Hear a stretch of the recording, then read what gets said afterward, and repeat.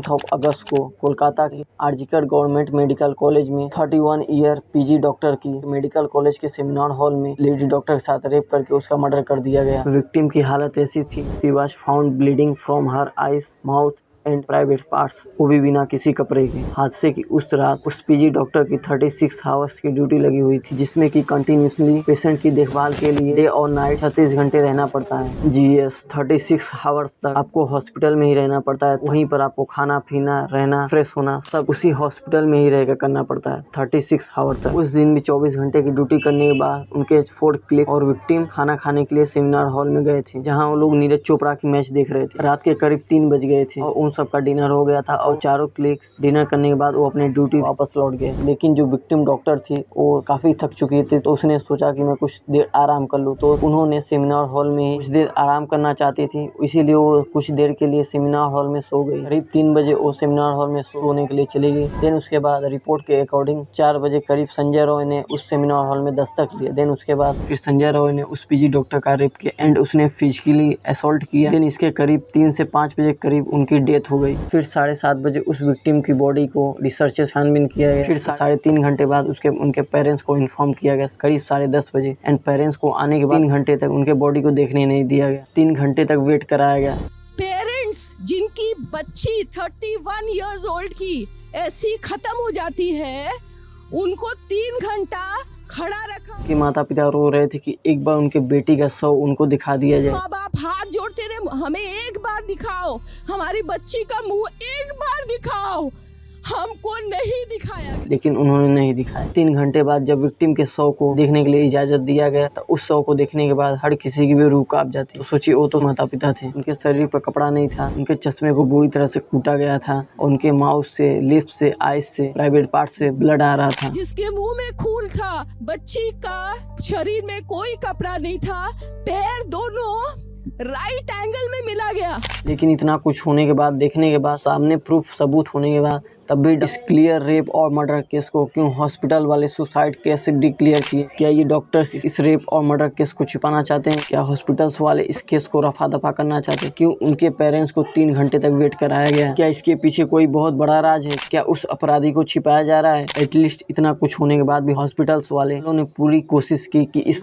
Case को रफा दफा करके इस केस को बंद कर दिया जाए। लेकिन यही बात जब उस मेडिकल कॉलेज के डॉक्टर्स एंड स्टाफ के पास पहुंची, तो वो धीरे धीरे प्रोटेस्ट पे आ गए। फिर पोस्टमार्टम होना ही था। फिर पोस्टमार्टम रिपोर्ट आने के बाद छानबीन स्टार्ट हुआ और छानबीन करते समय सीसीटीवी फुटेज में पता चला कि एक संजय राय नाम का एक आदमी था। 5 बजे उस संजय राय उस रूम से निकलते हुए सीसीटीवी फुटेज में देखा गया और जिस घटना स्थल पे डेड बॉडी पड़ी थी, वहीं पर उसका ब्लूटूथ हेडफोन मिला, जिससे ये सब पक्का हो जाता है कि गुनहगार संजय राय ही था। और जब संजय राय से पूछताछ की गई, तो संजय राय ने अपने गुनाह को कबूल कर लिया और इतनी आसानी से संजय राय ने अपने जुर्म को कबूल कर लिया। मतलब अपराधियों को बिल्कुल भी खौफ नहीं है। ये है भारत की लॉ एंड ऑर्डर की स्थिति। इतना कुछ होने के बाद वहाँ का जो प्रिंसिपल होता है, घटना के 2-3 दिन बाद ही वहाँ से इस्तीफा ले लेता है उस कॉलेज से, और अगले 2 से 3 दिन बाद वो प्रिंसिपल अगले कॉलेज में ज्वाइन भी कर लेता है। फिर वहाँ के स्टाफ और डॉक्टरों ने प्रोटेस्ट करना शुरू कर दिया। फिर उसके बाद 9 अगस्त को ये कांड होता है। फिर संजय राय पकड़ा जाता है। फिर उसके बाद जहाँ लड़की की डेथ बॉडी मिली, उससे 20 मीटर दूर कंस्ट्रक्शन का काम शुरू कर दिया जाता है,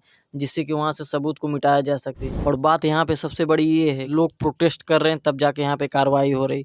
हम लोग उस कंट्री में रहते हैं जहाँ की प्रोटेस्ट आंदोलन करने पर हमें न्याय मिलता है। जैसा कि आपने देखा था निर्भया कांड को 2012 में हुआ, लेकिन 7 साल बाद उन अपराधियों को सजा मिला। 7 साल बाद उन अपराधियों को सजा मिला, अपने गुनाहगारों को फांसी की सजा 2020 में। सोचने वाली बात है कि हमारे देश में जो न्याय व्यवस्था प्रणाली है वो कितनी धीमी है। और ये ही नहीं, हमारे देश में बहुत सारे ऐसे ही केस है जिसमें 99% केस पेंडिंग में है। ऐसे भी केस है जो कि रिपोर्ट ही नहीं किया जाता। कुछ केसेस ऐसे भी हैं जिन पर कोई कार्रवाई ही नहीं होती, उन केस को बंद कर दिया जाता है केवल पॉलिटिक्स और पैसे के दम पे। और फिर पोस्टमार्टम रिपोर्ट आया तो मामला और गरमाया। इतनी दरिंदगी केवल एक इंसान संजय राय नहीं कर सकता है। पोस्टमार्टम रिपोर्ट से ही पता चलता है। जिस हिसाब से पोस्टमार्टम में बताया गया है, वो केवल संजय राय एक इंसान नहीं कर सकता। ऐसी दरिंदगी पोस्टमार्टम रिपोर्ट में पता चला कि उसके साथ किया गया है हैवानियत।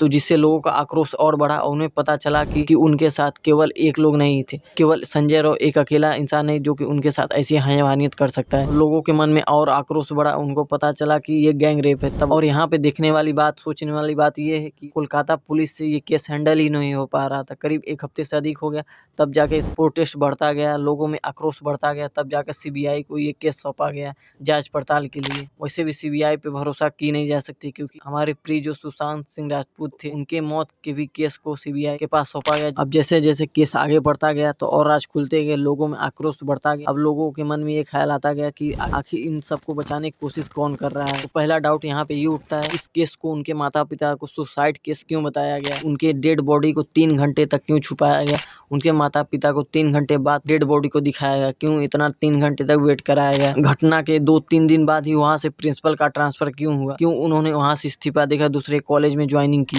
जहाँ पर घटना है उसके 20 मीटर दूर पर कंस्ट्रक्शन का काम क्यों शुरू हुआ, वहाँ पे तोड़फोड़ की गई, वहाँ पे कंस्ट्रक्शन का काम सबूत मिटाने की पूरी तरह से कोशिश की गई। इतने बड़े गवर्नमेंट कॉलेज में सीसीटीवी कैमरे क्यों नहीं लगे थे, क्यों वहाँ का प्रशासन इस केस को बंद करना चाहता है, क्यों उन अपराधियों को बचाना चाहते हैं, क्या इनके पीछे कोई बड़े बड़े लोग शामिल हैं। कहीं ऐसा तो नहीं कि पॉलिटिक्स वालों के साथ इन अपराधियों के रिश्ते हैं। और उस पीड़िता के बॉडी में 151 ml सीमेंस मिला है, जो कि एक पर्सन का काम बिल्कुल भी नहीं है। और वहाँ पे जो लोग प्रोटेस्ट कर रहे थे उन पर भी हमला किया गया और उनको धमकी दी गई, यदि ये प्रोटेस्ट बंद नहीं हुआ ये आंदोलन तो उन सबका भी रेप किया जाएगा, ऐसा रिपोर्ट में हमने सुना है। ये सब इतनी गंदी राजनीति कर रहे हैं, इतना सब होने के बावजूद भी, जिसके बाद लोगों का आक्रोश बढ़ता गया और ये प्रोटेस्ट नेशनल लेवल पे पहुंच चुका है। मेरा मानना है इतनी अराजकता पुलिस पे हमले हो रहे हैं, यानी कि वहाँ की सरकार जो है वो इस केस को हैंडल ही नहीं कर पा रही। और जब उनसे ये केस को नहीं सॉल्व हो पा रहा है, उनसे नहीं सुलझ पा रहा है, तो वहाँ पे राष्ट्रपति शासन तुरंत क्यों नहीं लगा। तो वहाँ पे तुरंत राष्ट्रपति शासन लगा देना चाहिए, वहाँ के मुख्यमंत्री को बर्खास्त कर देना चाहिए।